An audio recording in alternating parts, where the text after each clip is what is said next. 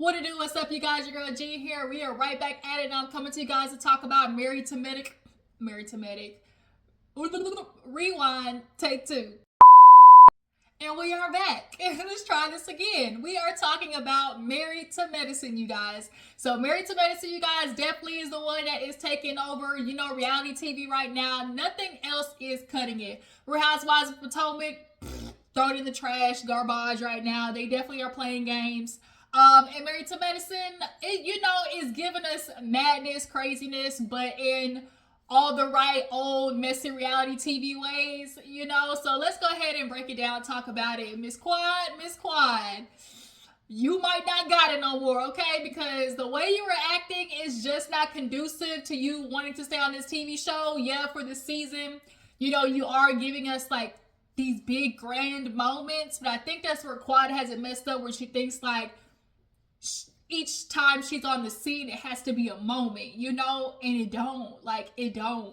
I have a few, opinions about Quad, but, we'll break that down when we get to that part. So nonetheless, you guys, if you're new to my channel, I appreciate you for tuning in. Go ahead and hit that subscribe button if you are already not a part of the family. But if you are, you know what's up. Hit that thumbs up button, please. Okay, to do your girl huge favors with the, logistics and all that type of stuff and the algorithm and whatnot. So go ahead, hit that thumbs up button and drop it down in the comments and let me know you should stop by, okay? So, we opened up the episode with good old Miss Phaedra Parks, okay? We all are still trying to figure out how in the hell did this girl end up on Married to Medicine. She literally posted a picture with some so-called Nigerian man. Maybe her and Quad dating the same dude, like, because they literally got the same build, like, for real. And allegedly, they said they go over to overseas to find them a husband, okay? But yeah, so, not Phaedra has Quad over. Quad has Phaedra over, as well as Heavenly, okay? So, Quad basically is in the state of like, I'm trying to, get back good with Heavenly. They used to be my sister. We are like sisters. Basically, we fight, we make up. And Heavenly kind of said the same thing in her confessional. So Heavenly comes over. She got this little, suit, lace, see-through pants situation. And Phaedra had the nerve to be like, oh, you look good this time. Kind of was like real shady, like, girl, you did it up this time. And it's like, girl, okay. So Heavenly comes in to sit down and, essentially they just get to the fact of like, so what's up? Like, are we good or not? And Quad basically was just kind of like, she felt some type of way that Heavenly posted a picture with Sweet Tea, with Letitia. Dang, it's a lot of Letitias on TV, like, for real. But, Quad felt some type of way because it's like, you my friend, you my sister, but here you are posting a picture with my ex's new fiance, grinning and cheesing. Y'all know how Heavenly like, yeah, okay? So, Quad kind of felt like, girl, can I really trust you like that? And Heavenly was like, Heavenly does this thing, unfortunately, where she's always constantly thinking about what makes TV, what makes this a good show. And that's why a lot of the girls got onto her in previous seasons, because you do these things at the expense of them. So yeah, you take a picture with old girl and it's like, yeah, you trying to like get her introduced to the show, but now that's at the expense of Quad feeling like, girl, that's not what a real friend would do. Heavenly talking about people's husbands and relationships in the past, to a certain extent in a certain way. And even Simone, she had to check Jackie about it, where it's like, girl, call your friend Heavenly out, because the way she came after Cecil, we gonna get into Cecil, that like you are coming after people for the reality TV show at the expense of them. But Quad, I feel like, also waits for the right moment to use a certain thing against somebody. Girl, you was already gone not talking to these heifers by the time Heavenly posted that picture. And so I feel like Quad is one of those women. There are those certain people in the world where they run to see if people are going to chase them. And that's Quad. That is Quad. Like, I have been keeping an eye on her and like how these seasons go and stuff like that and how Quad operates. She is a woman who wants to see, like, are you going to go through the hurdles to be my friend? Like, are you gonna chase me? Like, she wants people to chase her to be her friend. And it almost kind of in a way like validates her being up to like a certain, upper echelon where like, oh, these people want to run after me to be my friend type situation, and it makes her feel validated. It's like, girl, you ain't nobody finna chase you. Like, if I call and text you 2 times and you don't reply, don't expect me to keep like going for you. That's why Heavenly was like, well, girl, like, you wasn't really reaching out either. Nobody could reach you. And Quiet still wasn't trying to hear it. They have Phaedra over there just looking back and forth, eating fruit and stuff. And Heavenly was like, now, good look, girl. Like, everybody does miss you, but you gotta admit that you weren't reaching out to nobody either. Quiet wasn't trying to hear it. Heavenly now was, look, Quiet. Look. Everybody has a piece in the faults in this, and you gotta own something now. Like you gotta own something. Like, yeah, we could have reached out to you, but you could have done, because that's Quiet's favorite thing of, well, don't nobody reach out to me, because she's like, you didn't call, but when nobody called me, like, it's never just Quiet, you did this, hard stop. If Quiet has to take accountability for something, it can't just be Quiet. Quiet wants to make sure it don't stop with her, okay? And so finally, Heavenly had to walk Quiet through it, because Quiet was trying to, increase the bass of her voice. And Heavenly's like, all right, now, you know how I get, don't you do it. And finally, Heavenly walked her through the, I could have reached out better. Like, bitch, like, just say you weren't reaching out to nobody. But see, that's the thing too, is Quiet wants to reach out when it's beneficial to her. And that's what Jackie said too. She wants to reach out kind of low key when it's come time for the show. You don't want to talk to nobody after the show, but when it comes time to filming, now all of a sudden it's, oh, let's rekindle, let's be friends again, let's work on this sisterhood. But you didn't call, text, message, iota, WhatsApp, Telegram, tweet, nothing me any other time. And then when you don't do it, it's always back to when you didn't. It's like, everybody has to initiate communication with Quiet all the time. That's not how life works. But yeah, finally Heavenly got her to admit something, but Quiet might as well put down an Uno reverse card, because by the time we got to the episode, all that shit went out the window. So we see a scene with Jackie. She's, with DeBrad. Y'all know she was pregnant at that time, and Jessica snitched on her. Girl, she done ate some Wendy's. Her foot swelling up. She ain't stopping working. And, I love these scenes where Jackie and Simone are talking to their patients, because we see their true care for, the minorities in, the OBGYN space. Because at the end of the day, we all know Black women have a mortality rate 3 times higher than any other race. And so it's like, it's just a lack of care. And so it's, nice to see. So then we get a scene with Simone and Cecil. So Simone, she's downstairs, and she kind of is talking to Cecil about doing some kind of like, virtual board, not virtual, what are they called? Vision board. And she's doing a vision board with Cecil, and she's like, yeah, just let's look at the pictures and all the good times. If there's ever a moment that we, just aren't good or feeling sad or just, like mad at each other, we can come down here and just, look at this. So, they're laughing and looking at old pictures of the boys and the sons. Like, that's also my favorite parts about watching reality TVs. When they have kids, like, watching them grow up, that's one of my favorite things. But she sees the pictures of the boys, and she's like, well, kind of segue. What did you tell Miles about, this summer? And he basically told Miles, like, he didn't have to go to school, look for an internship. And it's kind of like, Simone is feeling like, well, dang, it's very clear that Cecil is having conversations with his sons at first, and then running back to tell Simone about the conversations, because at the end of the day, he knows once the idea is put in the boys' head, they're going to fight for that. They're going to fight for what their dad already put out in the air versus actually listening to what their mom said. Like, Cecil, I'm sorry, but you are cultivating bums. Like, for real. And I had to be reminded that Cecil did literally stay with his mom until he got married to Simone. Like, and then also too, Cecil keeps using this, building generational wealth thing as a crutch.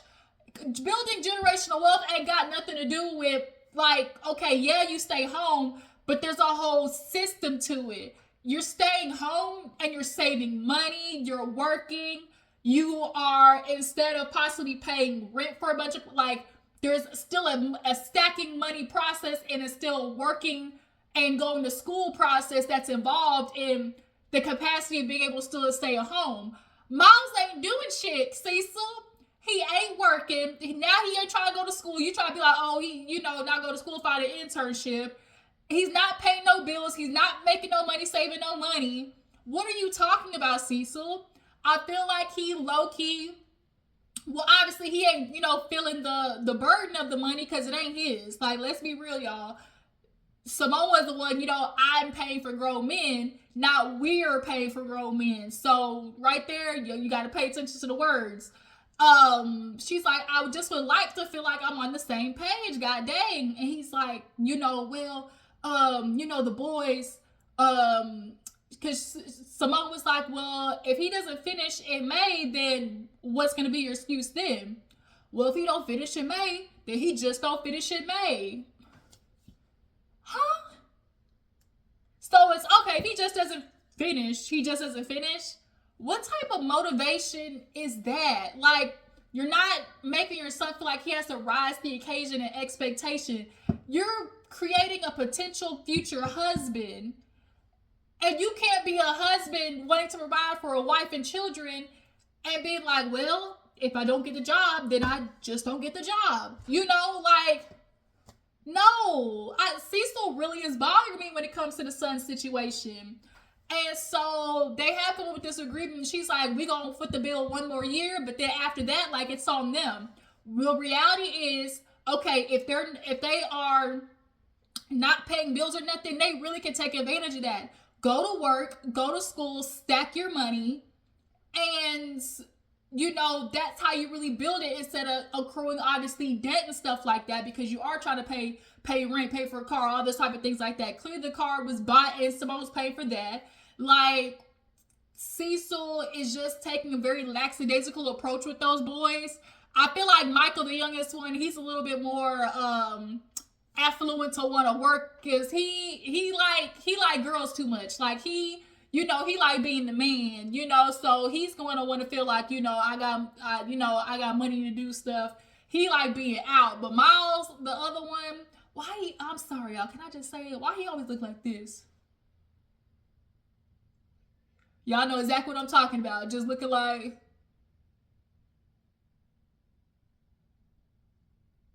there's some people that just got that mouth open, like it's not clicking look. And sometimes Miles has that. Like, I feel like he has social anxiety. Like, I feel like he's scared to grow up. Boy, you 26. 30's gonna, trust me, 30 gonna knock real fast, real soon. And it's not the problem that you're staying at home with your parents. It's the problem that you're not doing anything while being there. And that's where Cecil is getting this whole, like, generational wealth crutch thing mixed up. And Cecil kind of got the same look on his face anytime Simone be like, so what do you expect of him? Like, he's literally dragging, and he's just kind of like, well,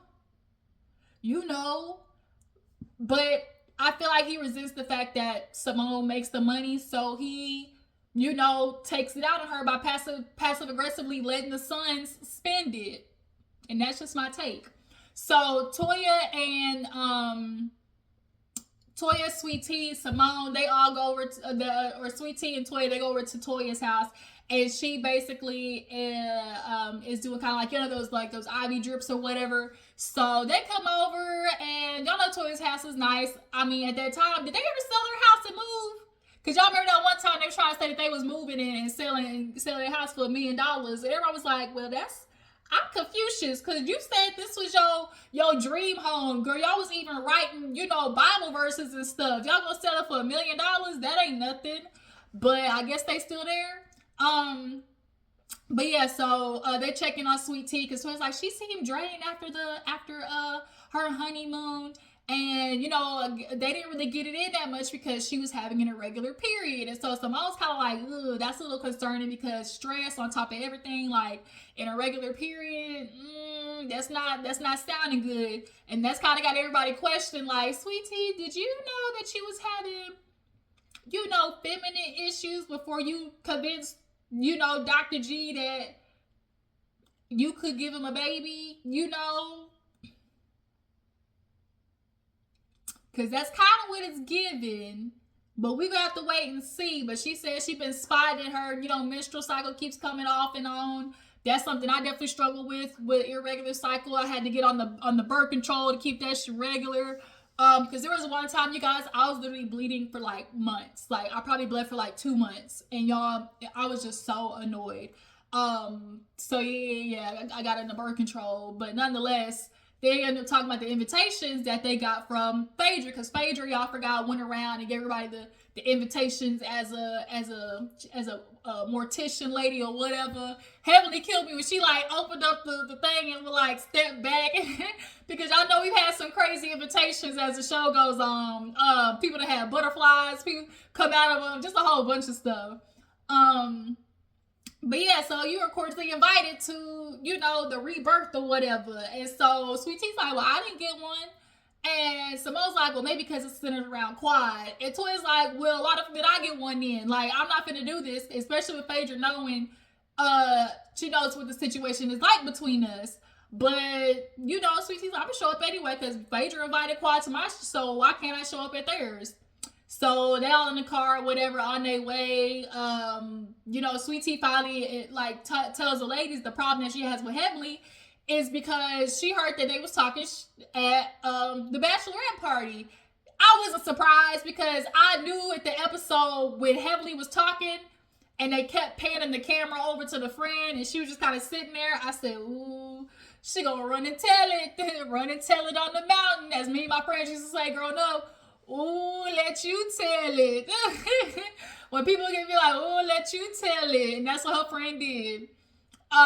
So yeah, I'm not surprised. And so they were like, oh, so you're not gonna talk to Heavenly? She was like, hell no. So when they show up, oh yeah, Heavenly, she's like, hey, Sweetie. And she's like, girl, don't talk to me. So they go in there and they like, bitch, we are at a funeral home. We is at somebody's fume. So they go in and everything and they sit down. Phaedra come all with what's that called?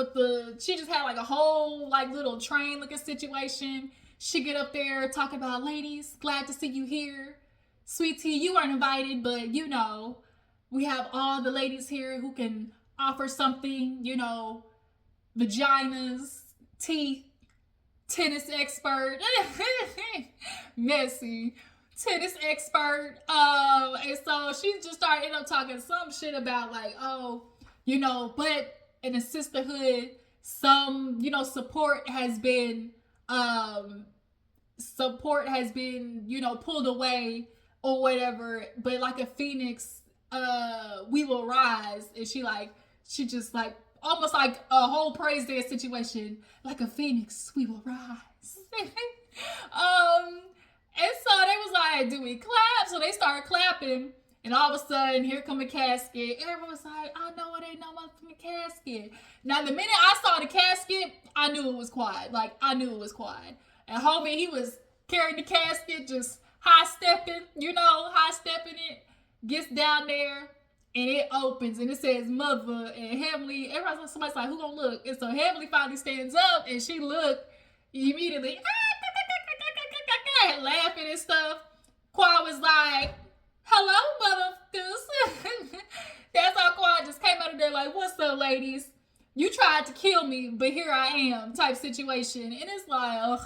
Quad loves to make, she loves to be the moment. You know, they say like, oh, who had the tagline, I am the moment. Like, Quad just loves being that. That's just what it is. So she comes out and, oh, you ladies, you know, I'm glad you're here today because at the end of the day, you know, we all have had relationships, and I'm just asking, you know, it's not a funeral for me, but it's a funeral for the turmoil, the pettiness, and the strife. And for all of you ladies who would like to let it go, you know, Jackie, are you ready to? And Jackie said, to what? And they just started laughing. She like to bury the pettiness and the strife. Jackie talking about no strife here. She was like, Heavenly, you know, my sister, are you ready to bury the pettiness? And she was like, I don't know, I don't have no problem with you, Quiet. I don't know, since we here, if we go bury it, let's bury all of it. I don't got no problem with you, sweetie. I don't know why you said you wanted to whoop my ass and why you took my name off the list. Like, I don't know what's happening. And so Sweet Tea straight up was like, girl, you was talking mess about my marriage. Like, here you are talking about you basically down, like you trying to like talk shit, like say that we not gonna make it and stuff. And so Heavenly, I'm glad. I mean, I'm not mad at somebody who's gonna double down on what they said. Heavenly was like, I wasn't saying nothing bad. I was just saying like I was concerned, because the way you was acting, I especially with what Quad has previously said about her relationship with what's his name? Not Eugene, with Greg. I was concerned. And so even Toya was like, they got communication issues, that don't mean they don't need to be married. And so Sweet Tea was like, girl, why'd you even show up to the wedding then? She was like, even you had communication issues, girl. You would have sat there and told me that you had to hit David over the head with a frying pan. And I don't think Heavenly clearly was not ready for that. She was kind of like, and all she could say was, what you mean? And yeah, Heavenly, y'all know Heavenly loves to sit there and play like her. Dr. David ain't never been through no shit. Oh yes, they have. Him previously being, I think they say he was like a Q dog or something like that. Oh, absolutely. We not finna do this. And hit him with a frying pan? A frying pan? Come on now. That's definitely some old school stuff. When you in the kitchen and you just see something, or you hear something, or that nigga come in late, or whatever, and y'all in the kitchen talking, like, you hit him with a frying pan, some shit didn't happen, okay? But now, of course, that triggered Heavenly because she loved to keep her and Damon on this pedestal, this marital pedestal. And so now, girl, what you talking about, little girl? Don't make me whoop your ass like your mama should have, and Sweet Tea, she staying up. I am glad, though, that somebody's finally giving Heavenly some shit, because Heavenly has always been the one to spark some stuff, be messy. Ain't nobody really gotten Heavenly ass like that enough. And so I appreciate that Sweet Tea's fighting back, okay? So they finally calmed down everybody, and then Quad, she gets to, well, not ladies, calm down, ladies. Y'all know how she love to talk. Simone, are you ready to move on? And Simone's like, well, I just want to know, are you going to be on an island, or are you going to be with us? Oh, ladies, I never get to an island unless I fly there. Y'all know how she loves to be the dramatics. Unless I fly there, Simone, we are all, for the greater good, going to work together, ma'am. And so Simone's okay. So she's like, now, Toya, I saved you for last, because I know that me and you have had some issues, and we've had some problems saying some things to each other.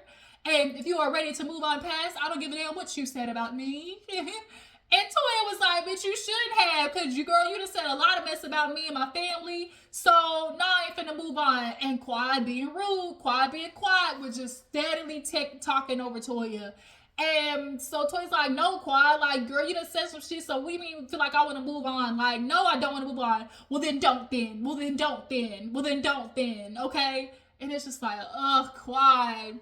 So finally, I guess that's like, let's go eat some chicken. So they all go to the back, sit down, pray. Heavenly does this thing where, she prays and basically was like, let the food be used for the nourishment, and God just, understand that everybody deserves second chances sometimes, because one of them was like, Heavenly, you just certainly have more than second chances. But nonetheless, Phaedra basically got to the gist of like, ladies, we've all had relationships, they're broken down, but can we build them up? Jackie essentially was like, yes, for sure, like the relationships need to be restored. So Sweet Tea starts with Phaedra like, girl, I don't like how you brought Quad to my bachelorette party. And Phaedra tried to put it off on Greg, like, well, I called him and he was okay. And she's like, I don't care. Like, that was not the time for me to meet Miss Quad. And she's like, but you didn't have a problem with her. She's like, I don't have a problem with her. I have a problem with you. And so Quad piped up and was like, we don't have no issues, but I was told that you were, combing through my social media and asking questions about me. And Sweet Tea said, who said that? For the Portia, who said that? And so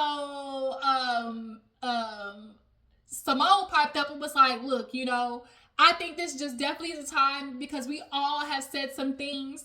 And this is a good time that we all can at least apologize for things that we, play a part in. And Jackie kind of like co-signed, was like, yes, we know everybody has done some things to somebody else, and we can at least, apologize for those. And when they said everybody, they was really meaning Quad. So Toya, when Simone asked Toya, like, what needs to be done for you to be moved on? And Toya's like, for her to stop being malicious, okay? And here Quad, well, what did I do? You said we were thieves, Quad. You said we were thieves, Quad. And Quad was not trying to just let it ride. Like, it wasn't just going to be her admitting to Toya that she did her wrong. Oh, she was going to get something back. Like, for Quad, it's always a tit for tat situation. And so she was like, well, you said I slept with my construction worker. She's like, no, I did not. And Quad starts pointing across her, and they start, tussling with the arms and everything. And everybody's like, all right now. And Quad was, don't you put your hands on me. And so Quad was like, they were moving and tussling with the arms. And Quad did try to sit there play out, well, when did I say that? When did I ever said that? She was like, even worse, you tried to say I was cheating on Eugene. Well, when did I ever say that? And it's like, now, Quad, let's not. Quad, let's not. As I said, everybody plays a part. And Quad, it's crazy that you say you want to come back. You want to come back and bury it, but also you want apologies from everybody else, but you don't feel like you owe anybody an apology. It's just all going to go towards you. That's not how that works, man. So, Simone was like, clearly, there needs to be more conversations because today we're just not going to get any accountability from everybody. And Quad's like, yes, I agree. There definitely needs to be some accountability because, I too have been hurt. Everybody's eyes roll like, here we go. I too, have some things that I have been bothered by with you ladies. And I feel like, some accountability, needs to be held in those regards. Jack, everybody's like, here we go. Because y'all remember that one season where Quad was just steady talking, where they pulled the little chips out or whatever. And Quad was talking about everything that everybody's done to her. And it's that saying, if everybody in the room was pointing their fingers at you, maybe it's you. Quad, you might want to look in the mirror. Like, everybody's saying the same thing, bitch. Like, I'm not to say that Quad said everything wrong, but god dang, girl, like, you definitely, just like they said, take accountability for your part in the mess. That's it. You cannot sit there and feel like you don't owe Toya an apology at all. Like, for real. Not to say that Toya didn't say no shit about you, because everybody was alleging that Toya was sleeping with the Quad was sleeping with the contractor. But it still doesn't negate your part that's played in it, Quad, point blank, period. So everybody gets up and Quad would sit there, somebody was like, well, Heavenly was like, well, I think we got something figured out. Oh my God, this alarm, go away. And Heavenly's like, well, we got something squashed. And Quad's like, I think so too. Jackie was like, Quad was like, you don't think so? She's like, girl, I'll see you later. And then they, walk out and whatever in the episode. And it was just kind of like, god dang. So y'all tell me what you feel about this episode, y'all. Married to Medicine is definitely taking over. What you guys think about Sweet Tea confronting Heavenly? Y'all feel like it's finally good that somebody's checking her? What do you guys feel about Quad and her antics on the show? I do feel like Quad, because Quad, I think, obviously was waiting for her contract to come back, but I get it. Like, I also think, too, y'all, Sweet Tea was sold a dream behind the scenes. Y'all, I really feel like the production, heavily, Phaedra included, because Phaedra was Greg's friend, and you heard her say, like, oh, you're supposed to watch over her.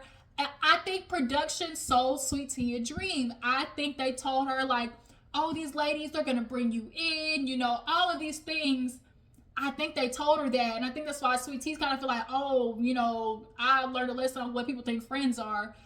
Twitter be all real, descriptive, discreet about, or it's like passive aggressive about, oh, these ladies don't know what the meaning of friends is and stuff like that, because Heavenly, she is playing the middle between Quad and Sweet Tea.